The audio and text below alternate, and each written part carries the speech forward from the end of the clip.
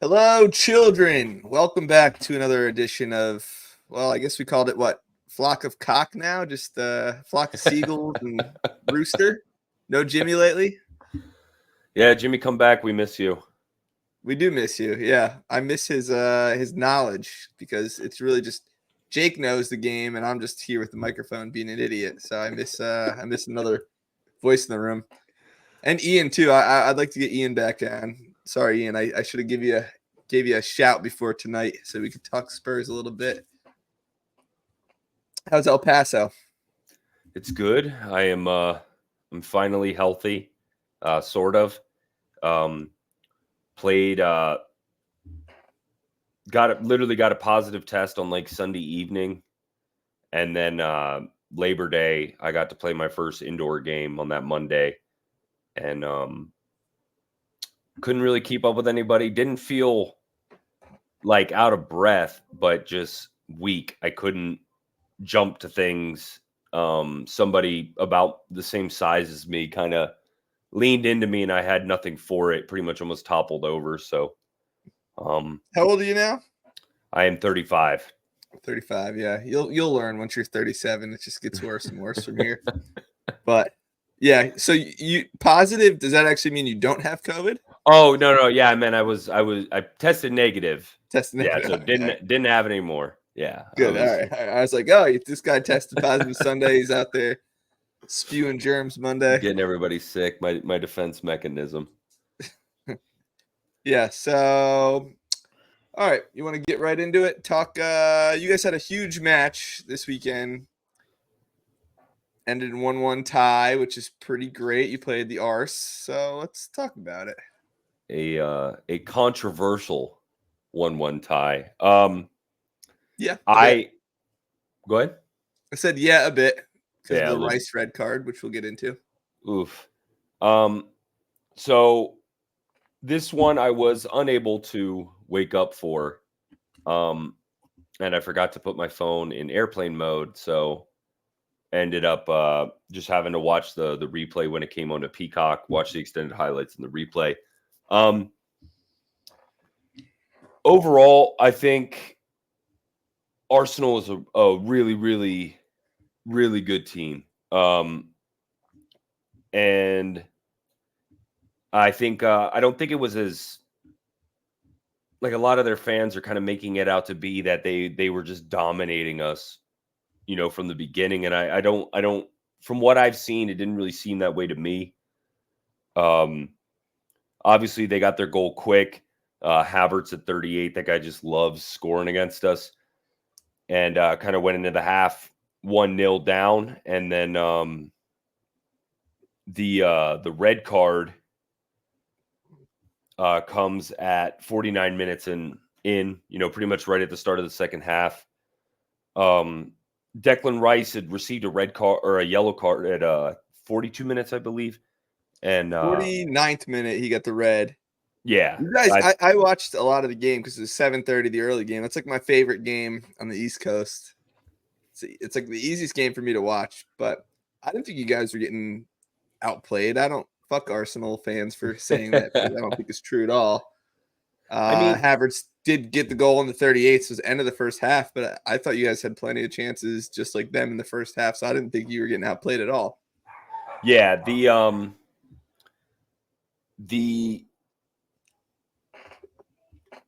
Fabian Hertzler yellow card, I think that was just stress. The Declan Rice first yellow, that was kind of a bad tackle.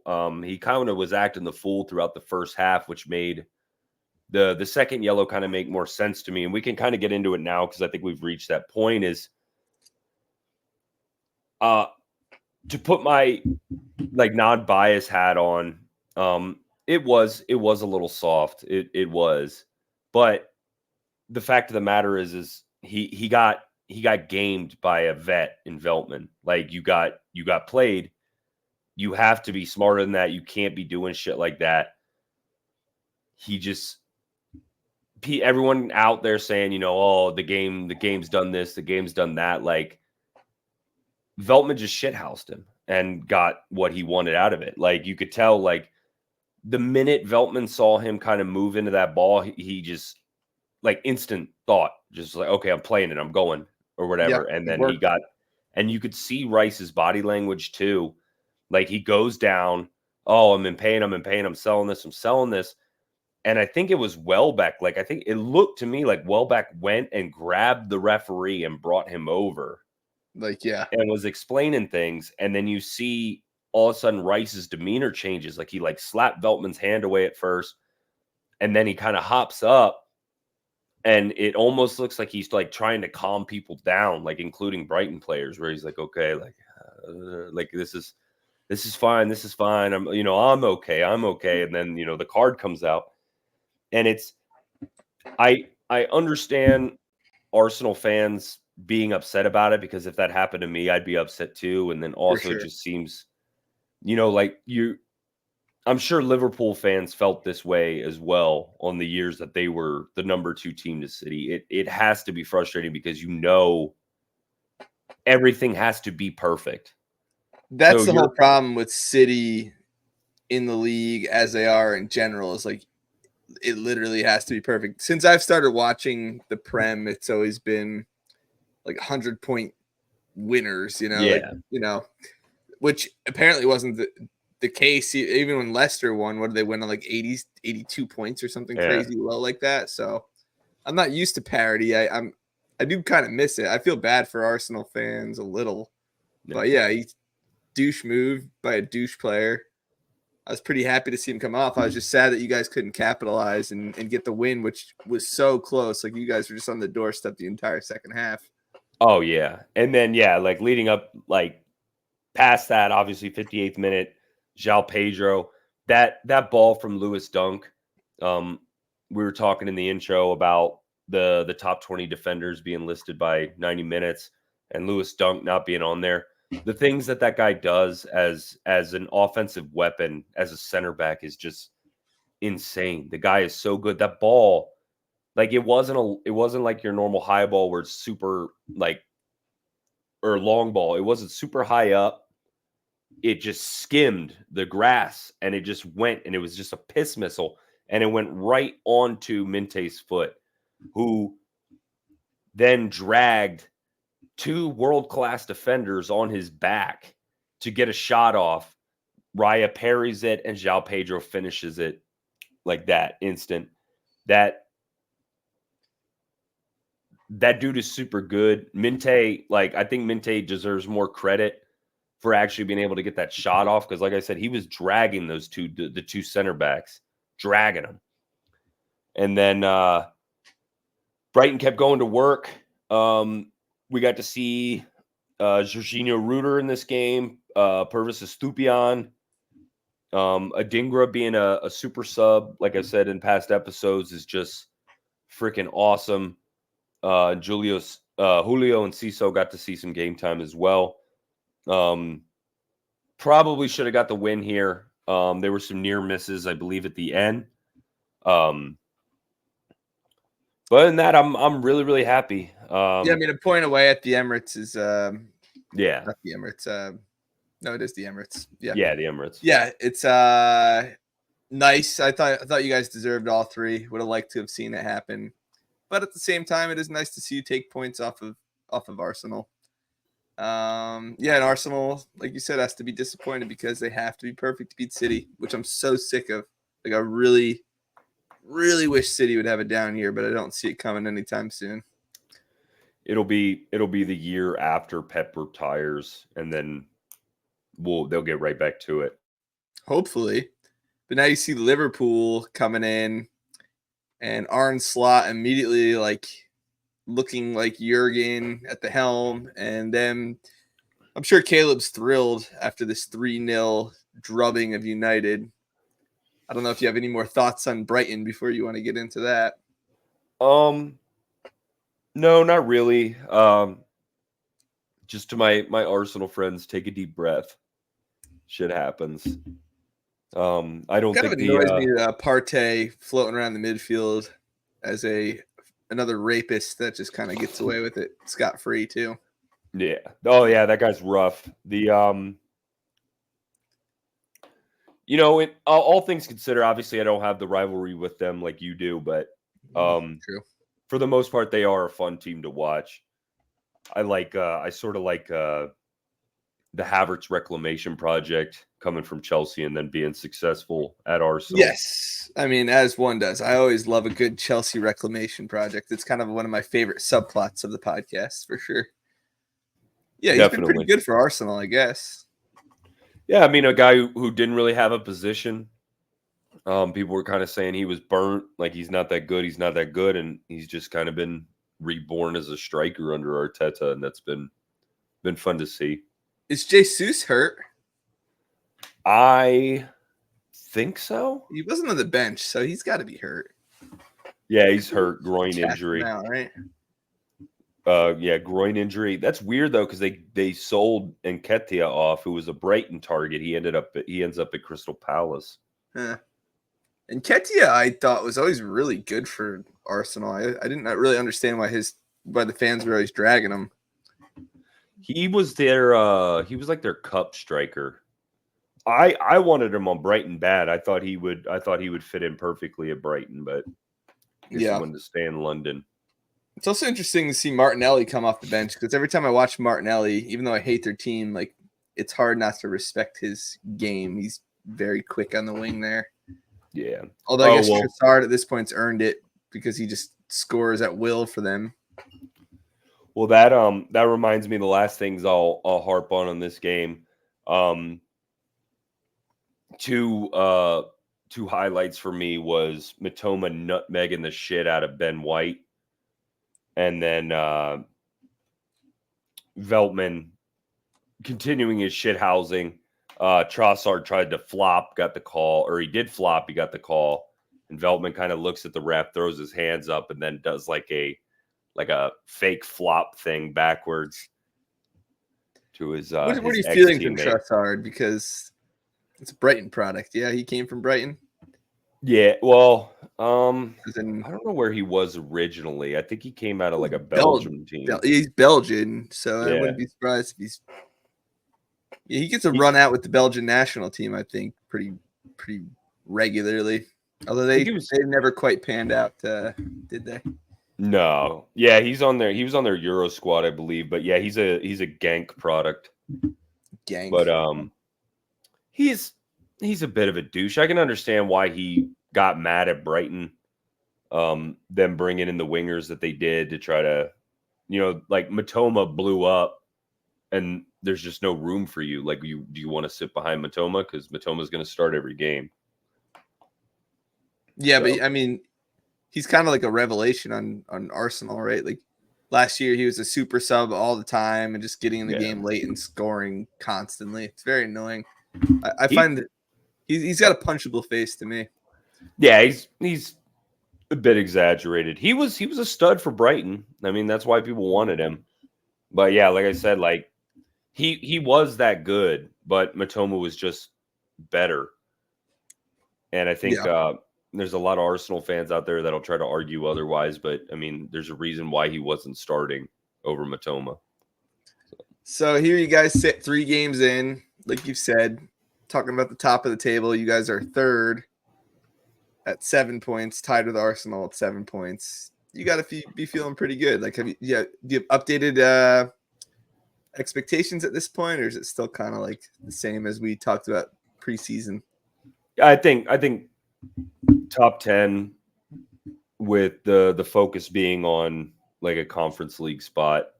I think that's we're more than capable of doing that. We'll see how things go. We have a deeper roster than I've ever seen for a Brighton team, but I'll let you know by around game 20 how I'm feeling about where you might get more hyped up, because when you come back from the international break on the 14th, you go Ipswich Town at home.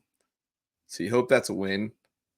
Then you have Wolves in Carabao Cup, but then you have Forest again at home September 22nd. So I'm hoping for you guys that's 3 wins in a row before you have Chelsea, which is another easy game actually in the month of September. So you have 4 easy games on the old schedule there. So yeah. You never know. And then right after Chelsea is you guys, so maybe I'll find a way to live stream into your Montgomery County Spurs Yeah, meeting. 11:30 on a Sunday. That's definitely going to be live at Saints Row Brewing. No diggity, no doubt. See if I can find my way onto a TV just so I can stare down at all of you. Yeah, it should be pretty fun at North London Derby. I think we're going to have a nice crowd. Oh yeah, We got Moco Spurs jerseys too that are coming in. So you guys should form an indoor team out of that, or a futsal team. Yeah, right now I'm not sure who plays, and I don't think a lot of them do not play. I would venture a guess, but there's some of us that do. I'm starting to blend all these like soccer worlds together though, because Moco Spurs. We were supposed to walk out the game ball at the Bobcats game last weekend, but then it started with a thunderstorm. So there's like an hour delay. So then people had to leave because they had children and stuff. But Montgomery Spurs and Bobcats are all sort of blending together now, which is funny. There's I thought about messaging them to see if they'd go to a Bobcats game. There's like a DC Goals supporters group in DC. But Yeah. Dorsey's been with them. He was in a couple of their photos or whatever. I think Dorsey's based out of Baltimore, though, if I remember correctly. But I'd like to see some of those guys get out to a Bobcats match. There's one guy there at Bobcats matches. I've seen him several times. He's always wearing a Brighton jersey, but I don't know who he is. I've sent you that picture of him before. Yeah. But DC itself, DC proper has tons of supporter group meetups, which is kind of cool. Yeah. Like pretty much any team you want to see, like there's a home bar for them in DC. That's dope. I mean, the place is a melting pot. So you got Latin soccer, you got Africans, you got everybody there, and everybody loves the sport. So this is we're gonna go on a diatribe here for a second, but on Sunday I ran to this park about a mile. I ran 3 miles. I ran by this park by my house, and there's this random. It's like a Mexican Sunday league out near my house, and I think they had over 1,000 fans there. Oh, yeah. Random 2 teams. They had tents set up, grills going. I'm like, I don't know how the Bobcats tap into that market, but like that's clearly who loves soccer around here. Like, what are we doing? But anyway, let's get to. I do want to talk Liverpool United a little bit, okay, because it's so much fun to watch United just be lost, continue to be lost. Did you catch extended highlights of that game at all, or watch that game? I watched a few of the highlights, and I've been listening to the different pundits talk about stuff. It's always kind of funny to watch. Like, not that I hate those guys, because that era of United was cool, but like the Gary Nevilles of the world and stuff like that, to kind of be boo-boo faced. Where they still want to act like this. That's the thing too is, oh, hang on. That's the thing too is the whole argument about like United should be ashamed of losing at Brighton in the last minute or whatever. And it's like, have you not watched the last 8 years of this? Like, yeah, they're painfully average. It's been bad. Yeah. But like I don't think anyone should be shocked by these results anymore. Like, Liverpool is just a better run club. They're a better club right now. It was fascinating to watch Man United fans all last season just complain about Ten Hag the entire season. And then somehow they made a miracle FA Cup run and beat City in the final. Then all of a sudden everything's like bandaged over, like Ten Hag's actually an answer. But the fact of the matter is, they're lost under him. It's lovely to see. He's going to be gone by Christmas, is my guess. Maybe I'll eat crow at some point, but no one's ever going to go back and listen to this and call me out on it. So I'm going to just say it. Apparently the club made a statement that he's got the full backing of the club. So we'll see what happens. For how long? Imagine they come back September 14th and lose to Southampton. Yeah. Oh, it actually helped me post Spurs result to see United lose so badly to Liverpool. Of course, like we lost to Newcastle, which is shit, but it made me feel like just a little bit better that United is just continuing to look awful against Liverpool. And also too, you see the other game Sunday was Chelsea Crystal Palace, and Chelsea eating a dick again, tying Palace. Palace, I think Eze scored late to tie that game up. Yeah. And yeah, Chelsea continues to falter as well because I love all the memes with like giant airplanes and just making fun of the size of their squad and the turnover of coaches and then being horrible under Bailey. It's all so great. And as a Spurs fan, the only thing that you really have in your life is the misery of other squads. So that's why I bring it up before we talk about Spurs a little bit. Well, one more thing from the United thing. Casemiro, you can go back and you can talk about his past trophies, his past success or whatever. That's Like fine. Like he was a tremendous player. He is not a top 5 European League starter player anymore. Like he's just not at that level anymore. What was it on FotMob? 3.9 over 46 minutes. Like he's bad, man. I don't want to say washed for like a player of that formerly of that caliber, but he's not. You could say washed, I'd say. Yeah. He's the third highest paid player in the Premier League, is what's funny. Sheesh. Yeah. Isn't that wild? They paid all that money for an aging Madrid star. Like, who on United would you say is a star player right now? I mean, I have heard every single offseason for like the past like 5 years that this is Rashford's year. Rashford needs a change of scenery. I like Rashford personally. I think he's a fantastic player. I just think the United fan base is probably the most toxic fan base in the Prem. And their fans aren't doing them any favor at the games because anytime they do anything wrong, there's groans. Yeah. I mean, I think I would love to have Rashford on the wing at Tottenham. I know that. I think he's a fantastic player. I don't even know who Xerxes is. Who's Joshua Xerxes? He was one of their big pickups this year. He's a Dutch player. They got him out of Bologna. I always fuck that up. Bologna. Yeah, Bologna. I think it's Bologna, but he was their big pickup. Garnacho, we never Bologna to me. It's terrible. It's not good enough. Right. Go. That was a dad joke. It's so bad. The other thing that we missed, or I missed from the Man United Brighton coverage from the last show was, I don't know if you saw it, but Garnacho posted the photo of his disallowed goal where he's running behind the goal and it's like God has a plan for me. Yeah, like, on a his arms outspread on a disallowed goal. It's just What's his plan? Like more disallowed goals, but he coming off the bench, then scoring a disallowed goal. It's just a lack of self-awareness, and I mean, you can see like everything that they've done to turn someone like Jimmy, who's a dedicated fan, into not a dedicated fan. It like the way they've been running that squad is just gross.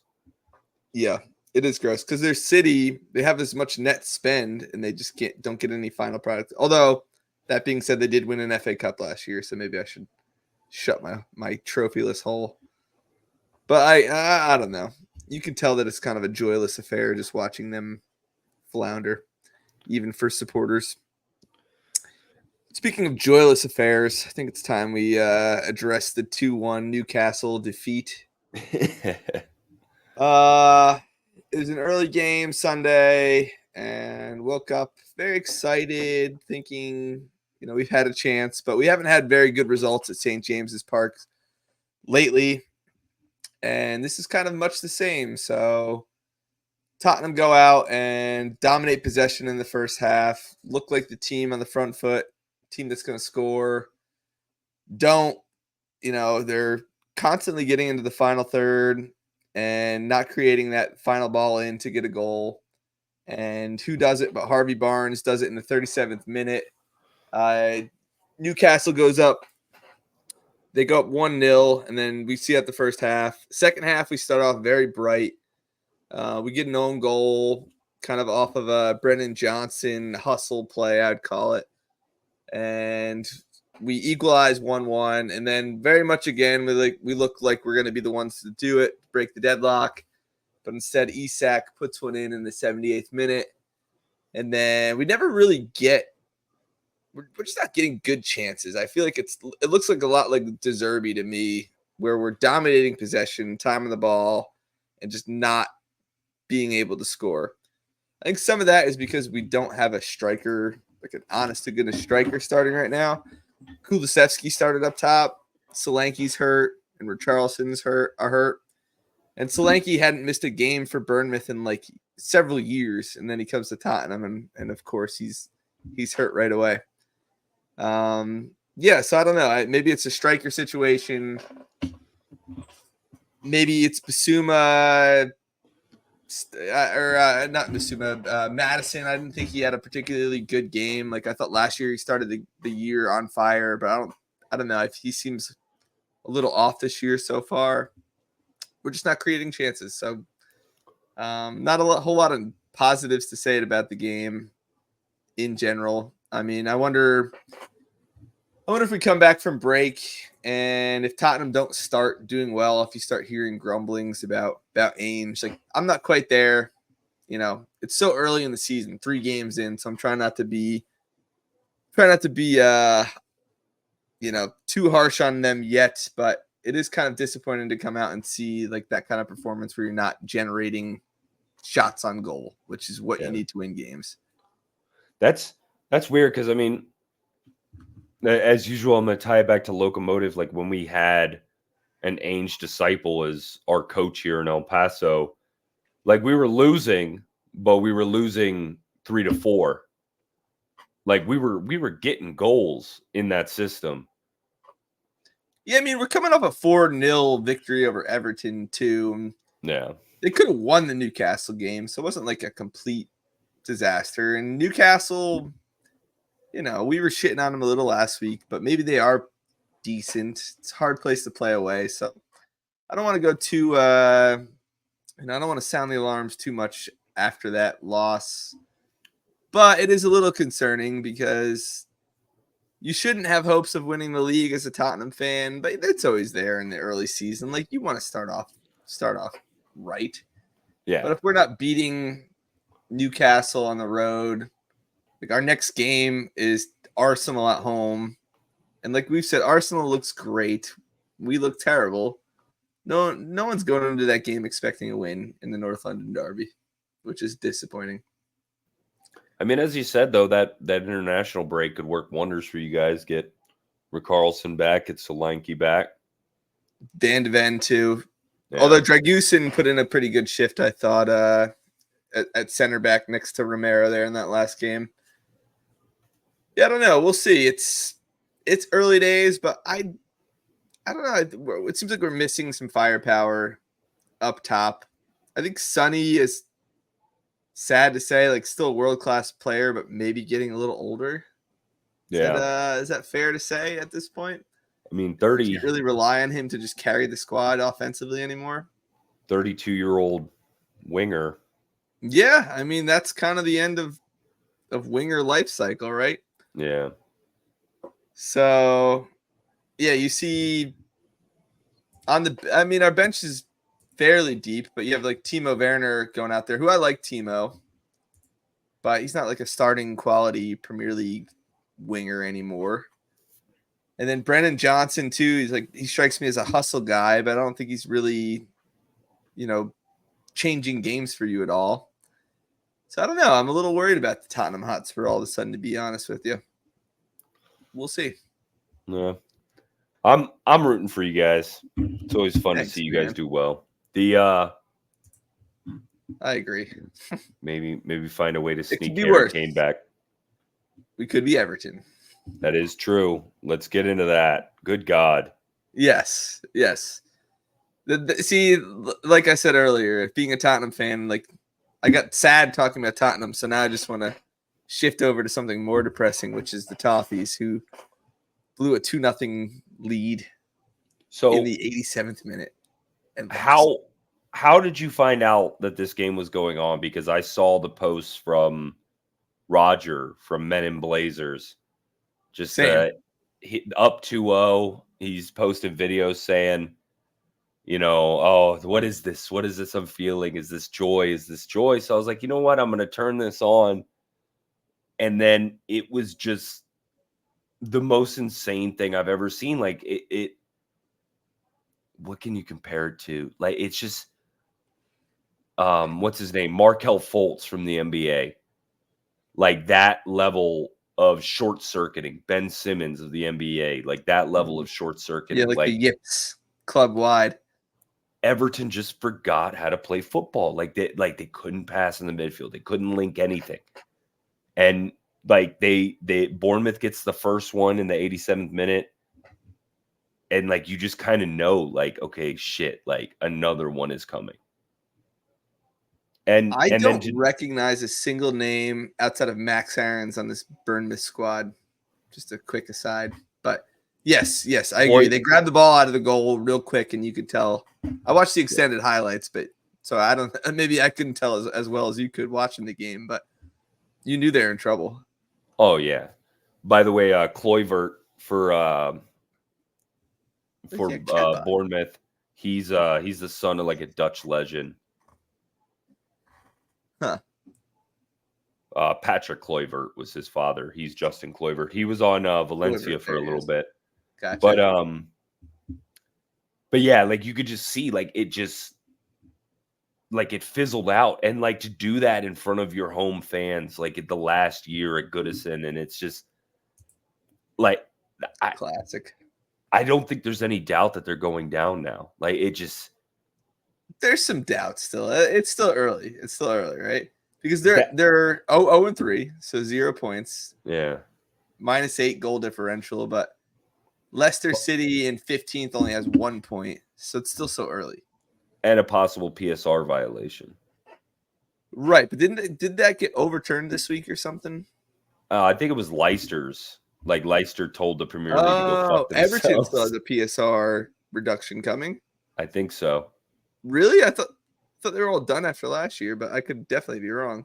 I think another one's coming, and then like it's just like I know he got a goal, but Michael Keane probably shouldn't be starting for a Premier League club anymore. And it's just like it hurt to watch. Like you just watch their fans. This roster they've had for years too, with a bottom dwelling club. Like McNeil's been starting forever. Pickford, Keane. I mean, Calvert-Lewin maybe is one of the better players, but still, like, it doesn't seem like they have had a whole lot of turnover on that squad. And then it's like Dyche. Dyche is just one of those dudes where, like, it's fun to joke around about, but it's probably for those fans, like that mentality, like the way he plays, it probably was the same way that West Ham felt about David Moyes without the trophy. Right. Without the major European trophy. Yeah. Although I guess what was it, Conference League? Yeah. Yeah, kind of major. I would take that trophy. I would definitely take that trophy. It's a cool trophy. I'll take any trophy, Jake, outside of the Audi Cup. And whatever. They got another preseason trophy this year, I think. Or maybe that was Kane. I think Kane got one, and then he refused to be the one to lift it up because he didn't want to be memed. Poor guy. Man. Yeah. Poor Harry. But yeah, like it was just, it was like watching like a murder happen in front of you. It just sucks. Like all those fans, man, like And it's like, oh, look, Liverpool changed managers and they're still good. And Right. we're sitting here in the last year of our historic arena and we're just watching us choke away 2-0 leads starting in the 87th minute. It'd be fitting if they went down the last time in their park, though, at Goodison. It'd be so fitting. I would kind of like it. I mean, like that, if they go down, like with them building that stadium, they could be like seriously screwed, like in big trouble. Right. Isn't that American owner in Everton? I'm not sure. I thought they were trying to sell it, and then somebody said like no last minute. I thought that was one of the stories. Let's look it up super quick. Now Yeah. I'm curious. What's the deal with Dele Alli? I thought he was coming back soon. Maybe he'll start the redemption. Is he still with Everton, or did he go somewhere else? He is still with Everton, I believe. Yeah. It's a Ardavan Moshiri, a British Iranian businessman based in Monaco. So not American. Yeah, so we'll see you on Everton. That'll be a fun one to watch. I'm not sure Evan Ramis listens to this, but just in case he does, I still want you guys to stay up. It's like a classic Premier League squad. I kind of like Everton. I mean, check on your Everton friends. That was cruel. It was cruel.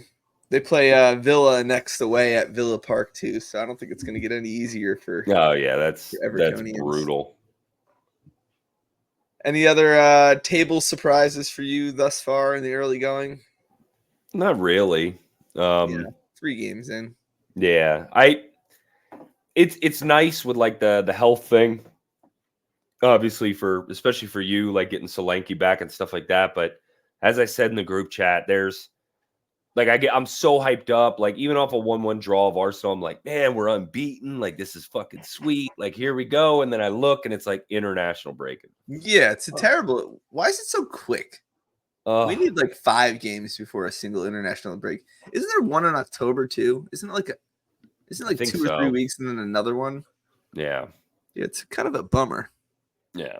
The only thing I will say about this international break is the potential to get to see Pochettino in his new digs for the U.S. men's national team.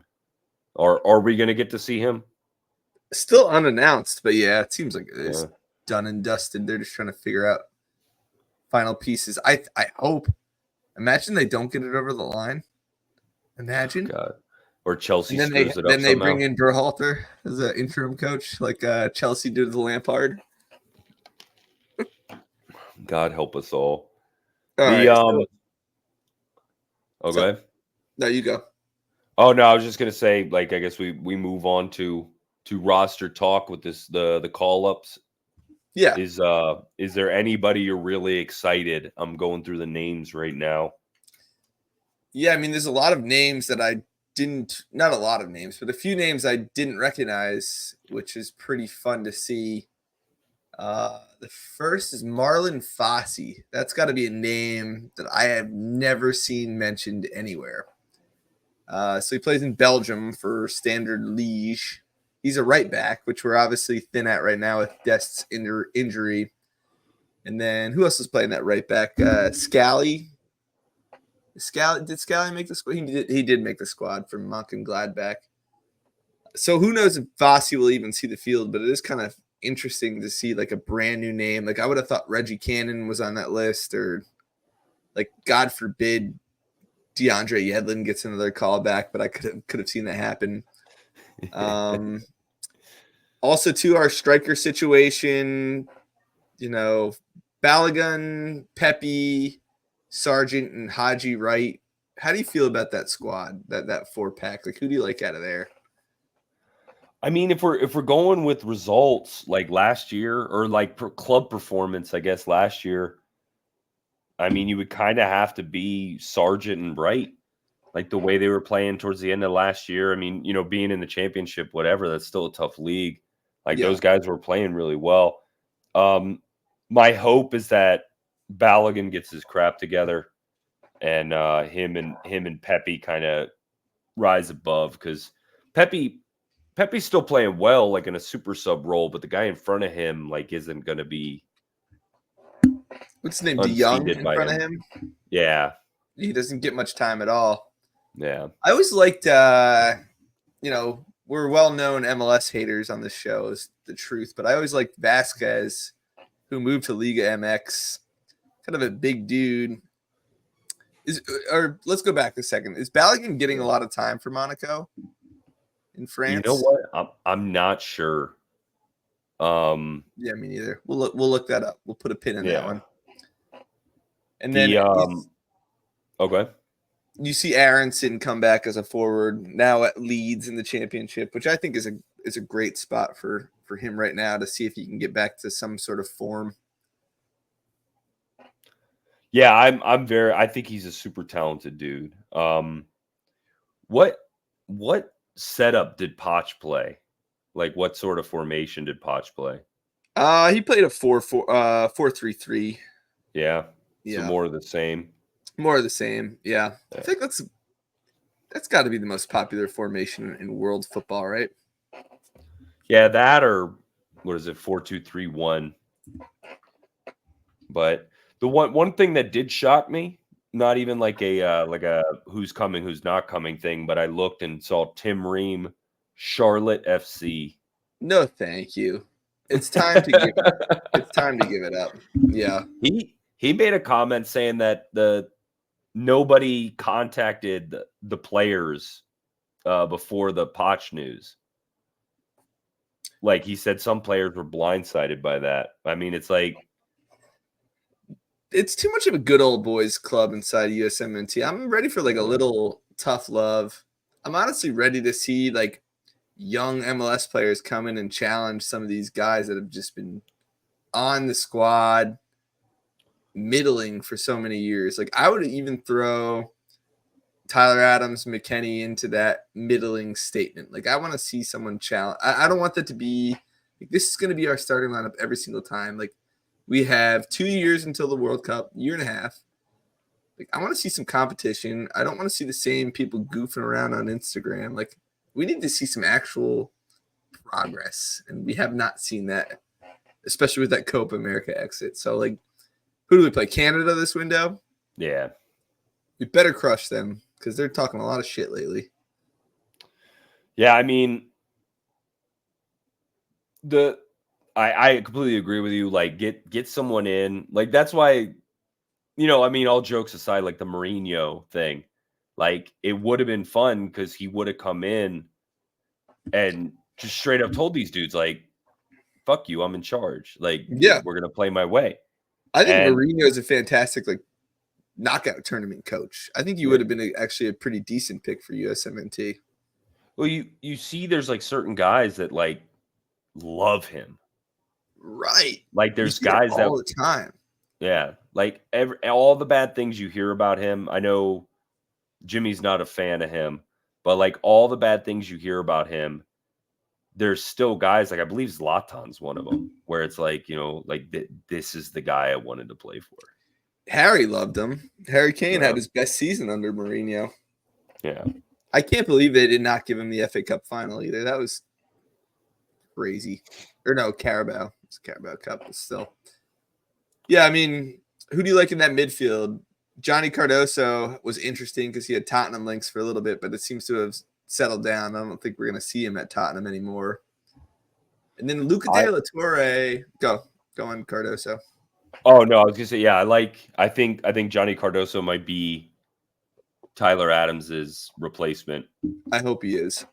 The guy's just proven. Like, I like Adams. I think he's a very talented player, but he just cannot be relied upon with his health.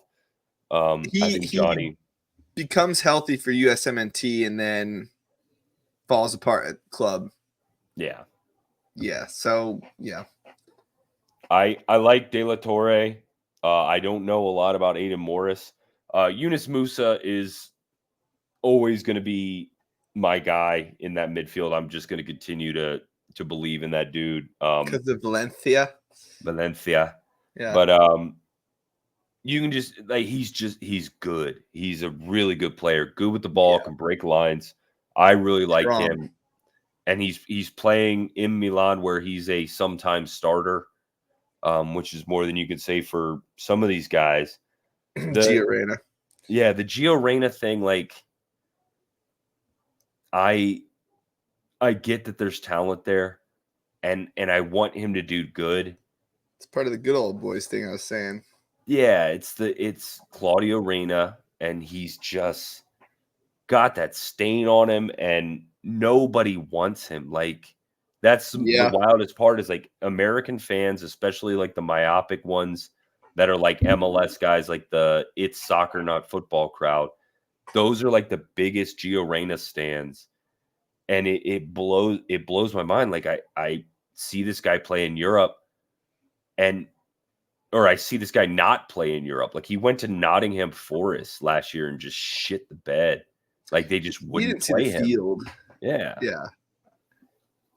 It's time for him to play. Like he's getting to that age where he's been a starlet bench kid for so long. Like if you're not on the field, you should not be in the 2026 World Cup roster, regardless of how talented everybody thinks you are. Yeah. You shouldn't be on the field if you're not playing for your club team. And Aiden Morris is an interesting one. Yeah, what's up with him? He came from Orlando City. He got sold to Middlesbrough during the summer, and apparently Middlesbrough fans absolutely adore him. Center defensive mid, good ball carrier. So if I see Middlesbrough on ESPN Plus, I'm going to probably try to catch a couple games because I saw some highlights where he looked pretty good. So it's got to be, who do you think starting out of those 6 midfielders for us against Canada? Musa, Cardoso, and I would put Malik Tillman. Correct. But who do you think? Gio. Probably Gio. Yeah. Although I wonder who's going to be on the sideline. What's his name? What's the interim coach? I love that dude. Whoever that was, we had so much that little brief moment. What was it after the World Cup where everyone thought we were getting a new guy and we got to play with that interim dude? Like that shit was fun. Yeah. But who of these groups, right? Forwards, midfielders, defenders, keepers, on the count of 3, the weakest set. 1, 2, 3. Defenders. Goalkeepers. You think so? You said three sets, right? Oh no, I said goalkeepers at the end. Dang, I didn't catch that part. Yeah, goalkeepers. Clearly, because we have Ethan Horvath, who's very average. No, he's ass. Have you seen his Cardiff highlights? I saw the one very bad giveaway goal. Man, he's been good for us though. He has been good for you, but I just went on that rant about having to play for your club team, which he is, but he's playing poorly. I bought his training card literally 2 seconds after he blocked that Mexican PK. Yeah, that was a great block. Yeah. Important block too. Yeah. Because it's just we tied it at Azteca, right? In that game. No, I think we won. Wasn't that wasn't that a final? Was that Nations League final? Something like that. I think that was a final, but someone out there knows. Koshin. I never heard of this guy. Diego Koshin, FC Barcelona 2. Yeah, I've never heard of him. Where's the guy who's part of the Chelsea loan army? Slonina. Yeah. He went to a League One squad. I'm forgetting the name now. Look that up real quick. But he's in League One and has a couple of man of the matches. Yeah, everyone loves him on the internet. So I don't understand why he doesn't get a shout. But Patrick Schulte from Columbus Crew, I guess, is good. I have, MLS hater over here, so I have no idea who Patrick Schulte is. Slonina plays for Barnsley. Maybe I'm just out of the loop. When the hell did Turner end up at Palace? Just this past week. Oh. Yeah. I think he's projected starter. No way. He got sold. The fee is like weirdly high on that.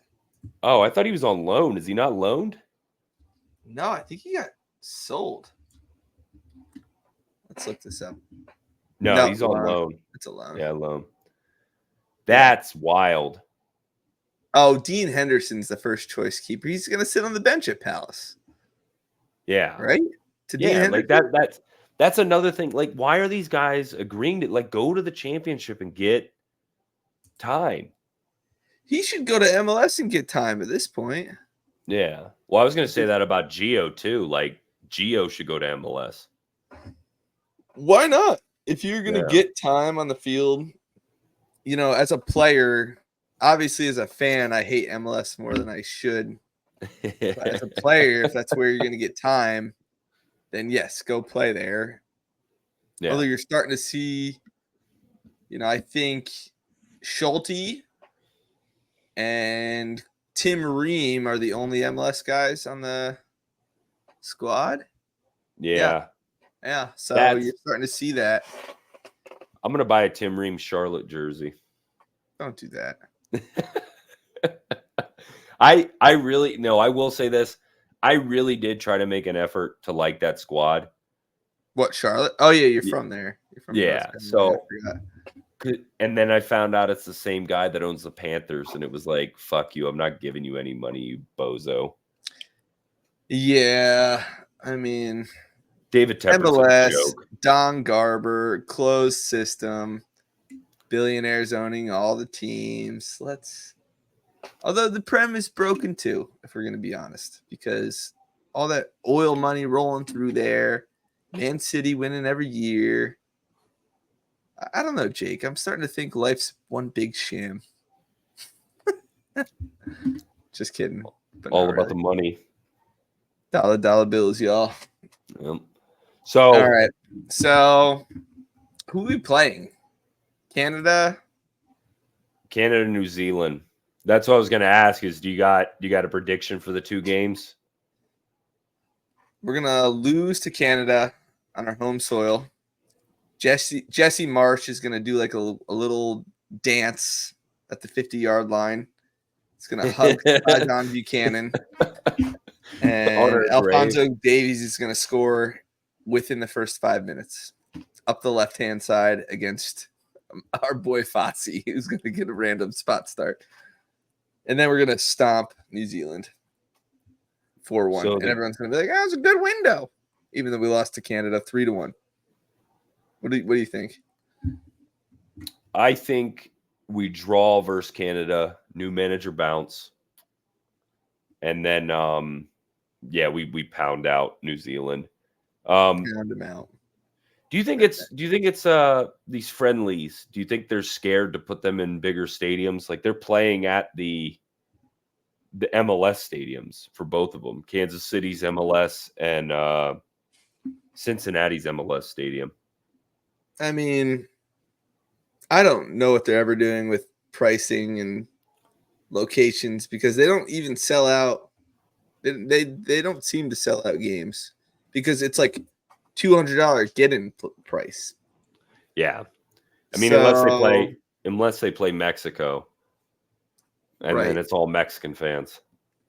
but I mean, we're starting to lead up to the World Cup, and we're playing in the next 4 games: Canada, New Zealand, Panama, and Mexico. I'm sick of watching us play the same fucking teams over and over and over and over. They'll tout New Zealand as like, look, we're outside of CONCACAF, and it's like, Yeah, okay. it's New Zealand. Yeah, it's the Asian nations. Like we should be stomping them every time. yeah, And then you see like Panama. Oh, they beat us in Copa America. Like they should never beat us ever, anywhere, ever. yeah. And then if we beat Mexico in that window, oh, everything's great. Mexico stinks, and they have Yeah, stunk for a long time. The worst generation that we've ever seen for that country. Is it a Gold Cup next summer? Yeah, I think No. so. I think so. I don't know. I've kind of like I grew up a USMNT fan. I'm kind of like just thinking they stink, and maybe that's It okay. And club soccer is just gonna always be better. it sucks, man. No, but that's the thing though, is like you watch the Euros, you watch Copa America, and it's like, man, this is fun. Like It you is see fun. Brazil, you see Argentina, you see Germany, like the Italian team and stuff like that. And it's like, man, this is fun. Like these It's the players only are pure fun. thing left in soccer because you can't buy Yeah. your way to a title. It's just like where you're born, then you're with Yeah. those people, and it's not about money. Yeah, there is still something so pure about international soccer. But like, Yeah. go finish your point. I cut you right off. Oh no, well, I was just gonna say like that just the way we've set this up, like it's like you're gonna rely on the talents of rich kids from here on out. Oh Just because man, of how our setup is. Like you don't have like that was the beauty of like, I always bring them up. O2 Brazil, like you had the favela kids that were leading the country to victory. And you're not gonna get that. You're gonna not saying Pulisic's a bad player, but like he's our best player and he doesn't rank in the top 50, 60 players in Europe right now. probably true. Yeah, I don't think he does. It's because people don't care about soccer in this country. Um, Well, the average person doesn't care about soccer in this country. Immigrants care a hell of a lot about the game in our country. yeah. We have to like tap into that market, but pay for play is the only way that players get seen, Yeah. which is what makes the Bobcats so great is they have these, reserve team tryouts. Like they're trying, but without an open system, the whole thing's fucked, Jake. Yeah. The whole thing's fucked. MLS has a monopoly on the sport. They're only tapping in to pay for play. It's all depressing, really, is the truth. Definitely. Are we're gonna end on a sad note, or are we ready for rants here? Go for it. Go for your rant. Well, I think it's a rant I've said many times, and I'm just gonna bring the Bobcats up again because I've got the sweet jersey on, which this kit is so fresh. Shout out to Jay if he's listening because I love this away kit. Comfy And too. What's that? Comfy too. Like great material. It is comfy, isn't it? Yeah. It's got the Chesapeake Bay in the middle, Maryland flag and Senegal flag on the sleeve. I even got the Steenstra on the back, which of course I love. But I just want to make a plea to anyone in the Maryland area to please support the club, support what they're doing. They have an amazing academy system. The league they're in is shit. They're going to be somewhere next year. I'm not sure where they are, but please come support them. Bunch of fixtures in September. My family and I went on Saturday. We waited out the rain. There's like an hour delay. But once the game got started under the lights, like everyone had a fantastic time. It's just fun to watch live soccer. There's not a whole lot of opportunity to do it in America, especially like on a giant, beautiful grass field. It's local. It's wonderful. Come on out. I couldn't agree more. That team, that club is just so much fun to watch. And we've harped on it on the Bobcast and stuff like that. Like they can beat you 1-0 and they can beat you 3-2 after an insane comeback. Like it's the firepower they have. They've added Bill Hamid to the squad as a goalkeeper. Yeah. Former U.S. men's national team keeper at one point, Bill Hamid, and then they added Diakate from. Was he on Flower City? It was the last club was Flower City. His last club's Flower City, but then he was in Albion San Diego where he had a golden boot year, I believe. Just another baller on the team. And that is what's frustrating about this system is teams like Maryland Bobcats should be rewarded for their success. People like Jay should be rewarded for being good people in the sport. Like absolutely. Yeah. Like us four goobers that do the podcast, like Jay doesn't have to give us the time of day, but he is just the most welcoming person. Like he's told me multiple times, like, my DMs are open. Ask me questions. If you guys have questions, if you guys have complaints, like he's told us on the Bobcast before, like we don't want you guys to sugarcoat this show. Like if you guys have something to bitch about in the show, because that was one of the things I talked to him about was, I feel nervous insulting these guys who I couldn't lace their boots.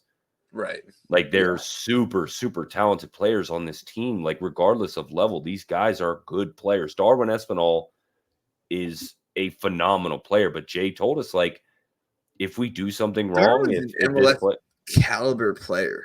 Absolutely. Like, legitimately MLS caliber player. Absolutely. That dude, I would love for him to come to El Paso. I think he would be phenomenal at the championship level as well. Like it's a good club, and people like Jay and clubs like Maryland Bobcats should be rewarded for doing things the right way. They've scored so many goals. I can't remember the last game they haven't had a goal this year, which is amazing. Because you used to see Nisa all the time 0-0 draws, but now like that De Leon game was awesome. They ended up drawing 2-0, but there was 3 goals in the first half. Like that's what you want to see. You don't want to see boring shit. So yeah, I love the Bobcats. I feel for the club all the time. I just wish people would care as much as I do, but yeah, I don't know how to make them. I just don't understand why it wouldn't seem appealing. Like people don't like soccer. Yeah. Well, I mean, no, but I mean, in that area, they're crazy for it. Yeah, I would think. It sucks, with DC United being there, Loudoun being there. You're not really going to get like siphoning from Richmond, but like something just has to click, because it's what, $5 tickets? 10's to get in price most games, and $10. It's like they've got beer and food there. Yeah, your kids don't know the difference between. They don't really know the difference between Bobcats and DC United. Like once they're there, it's still the same time. And that's the thing too, as well, is like the pay to play thing that we're bitching about. If your kid's good, have them go try out for the Bobcats youth team. Right. Then you have a first team to look up to.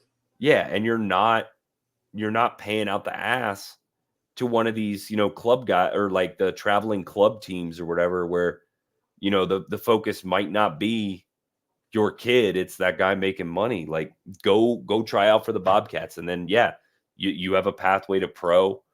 There's scouts around. Like these guys know people. Like there's a network of, like, you could tell like who knows each other in this network of people. Cal being hired as head coach was just a genius move, like keeping it within the team. I love those guys. I love those guys. He's such a gem. We were so they had the rain delay at the Plex. The cool thing about the rain delay at the Plex is inside they have these 2 full court basketball courts. Actually, it's like not 2. They've got like 8 in there. So everyone that's at the game just got to play inside, and the girls like running around. Alex had his little 1-year-old daughter in there hanging out with my 2 girls. And we talked with Alex for like 30 minutes just during the rain delay, which is awesome for me. I shouldn't say that. I'm a 37-year-old man. He's like a 29-year-old coach, but he's so he's going to do big things. He's going to get a big coaching gig somewhere. Yeah. Director of football for the youth program. Bobcats in first place, top of the table. He's a cool dude. And then, I mean, whenever he moves on to bigger things, I mean, you got Forca, who I believe could be a manager there. You have these guys that have been on this team forever, and if they keep it in house and keep running things the way they are, I love those guys. Like I really do. Like it makes me happy to see a club be successful when it's run that way. It makes me really happy. Yep. Up the fucking Bobcats. Absolutely. Yeah.